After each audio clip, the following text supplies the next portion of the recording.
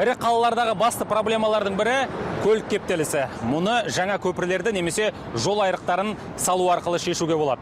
Астана қаласындағы сала басшылары бұл мәселені жүйелі түрде шешуге кірісті. Мәселен, қазіргі бар 9 жол айрығына тағы 5-еуі қосылмақ. Олардың жалпы ұзындығы 35 шақырым болады. Бүгіннің өзінде 20 шақырымнан астамы салынып біткен. Армысыздар, эфирде құрылыс жобасы және мен Хасен Молдабаев. Бүгінгі хабарымызда жол айрықтарының құрылысы жайлы айтатын боламыз. Астана еліміздің ең қарқынды дамып, өсіп келе жатқан қаласы болғандықтан, көлік кептелісі мәселесімен жиі кездеседі. Бұл жағдайды тек бағдаршамдарды реттеумен жол полициясы қызметінің арқасында ғана оңтайландыру мүмкін емес. Сондықтан, жаңа көлік түйіндерінің құрылысын қолға алу мәселесін шешудің бірден бір амалы. Весной прошлого года было направлено в Акимат. Өткен жылдың көктем мезгілінде қала әкімдігіне 8 көлік жол айрығының құрылысын салу жөнінде ұсыныс келіп түсті. Олар Қорғалжын тас жолы мен Тұран көшесіне қатысты. Өйткені бұл қиылыста көлік кептелісі жиі орын алады. Таңертең, түстің кезінде және жұмыс уақыты аяқталғанда автомобильдердің ағыны көп. Бүгінгі таңда айналма жолды талап ететін ауданның бірі сол жер. Жергілікті атқарушы орган осындай бір жол айрығының құрылысын қолға алу үшін жобаның сарапшысы ретінде полиция қызметкерлерін шақырады. Әкімшілік тәртіп сақшылары қозғалысты тиімді ұйымдастырудың қыр-сырын білетін бірден бір мамандар. Сондай-ақ олар тас жолдың қаншалықты жиі қолданылатыны мен магистральға түсетін салмақты есептеуге көмектеседі.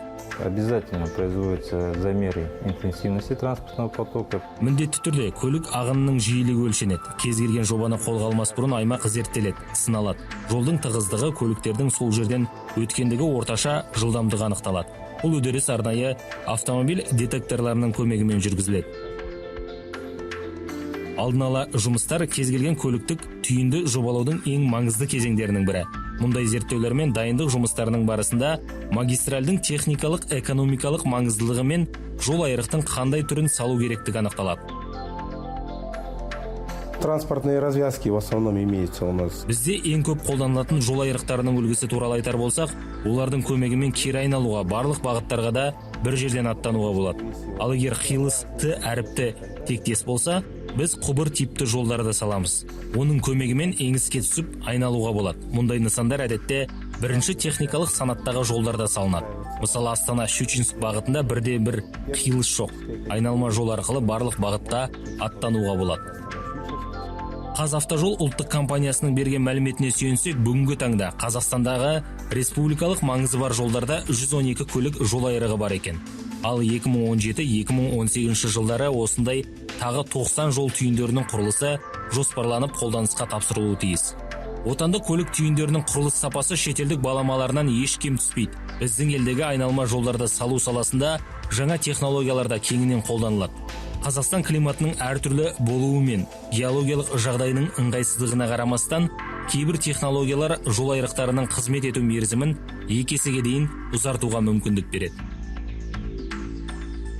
У нас в Казахстане все новшества, которые... Қазақстандық құрылысшылар шетелде қолданылатын барлық жаңа технологиялармен жұмыс істейді. Өзімізде салаға жаңашылдықтарды енгіземіз. Мысалы, көпірдің негізі мен өренені байланыстыратын тірек бөлшектері орналасқан жерде полиуретанды қолданып, нысанның қызмет ету уақытын 100 жылға дейін жеткіземіз. Ал бөлшектер резеңкеден жасалса, жарамдылық мерзімі 50 жылды құрайды. Біз көпірлердің енін 42 метрден құрастырамыз. Өренелердің арқасында жол ортасындағы тіректі қолданбауға мүмкіндік алдық. Жаңа технологиялардың ішінен көпірдің еңіс аймағын геотормен бекітеміз. Астанада тәулігіне 30 мың автокөлік жүріп тұрады. Сондықтан жол айрықтарын салу маңызды мәселелердің бірі. Бүгінде ең қиын жол айрықтарының рейтингісі бар екен. Мәселен, Қытайдың Шанхай қаласындағы айналма жолдардың бірі 4 деңгейге жалғасады екен. Бізде әзірге мұндай ірі жолдар жоқ. Қала басшылары мұндай жол айрықтары құрылысының қажеттілігін жақсы біледі. Бүгінгі таңда Алматы қаласында бірден 4 көлік түйіні бой көтеріп жатыр. Оларды салуда халықаралық стандарттар мен қазақстандық құрылыс нормалары мен ережелері сақталады. При проектировании транспортных развязок Көліктік жол айрықтарын жобалау кезінде халықаралық тәжірибе зерттеледі. Күрделі инженерлік міндеттердің шешімін табу үшін көп ізденіс қажет. Мысалы, Рысқұлова мен Сайна көшесіндегі көлік түйінін салу үшін сейсмикалық толқыныстарға төзімді Денферді жүйе қолданылған. Сондай-ақ Италия инженерлерінің ұсыныстары ескерілді. Тұтас құрылымды салуда Еуропада кеңінен қолданылатын тартпа арқандар жүйесі қолданылды. Қазақстан Республикасы құрылыс нормалары мен ережелерінің автомобиль жолдарына қатысты әртүрлі деңгейдегі автомобиль жолдарының қиылыстарына қойылатын талаптар келесідей. Көлік түйіндерін жобалау кезінде қозғалыстың негізгі бағытындағы көлік ағындарының сол жаққа бұрылыс жасайтын көлік ағымымен бір деңгейде қиылысуына болмайды. Сәйкес техника-экономикалық негіздеме болғанда, бірінші Б және екінші санаттағы жолдарда, егер сол жақ бұрылудың маневрлері көліктік түйіннің сыртына шығарылса, бір деңгейде үшінші санаттағы жолмен қабысуы мүмкін. Жергілікті жағдайларды ескеретін қозғалыстың әртүрлі сызбаларымен көлік түйіндерін жеке жобалауға рұқсат беріледі. Әр аймақтың климаттық жағдайы әртүрлі. Сәйкесінше құрылыс компаниялары мен мердігерлер жергілікті жерлердің ауа райы мен геологиялық ерекшеліктеріне шыдайтын материалдарды таңдауға тырысады. Айта кетейін, барлық құрылыс материалдары мен жұмыс сапасын техникалық бақылау мен тиісті зертхана мамандары тексеріп зерттейді. Негізі жол салу ережесі астынан басталады. Ол жерлер нақты асфальт салатында жер болу керек. Өткен біріншіден жол салмасынан бұрын оны жерді зерттейді, лаборатория өткізеді. Бурение, геология өткізеді. Проект жасалынады, проекттен кейін біздің қолымызда өтеді.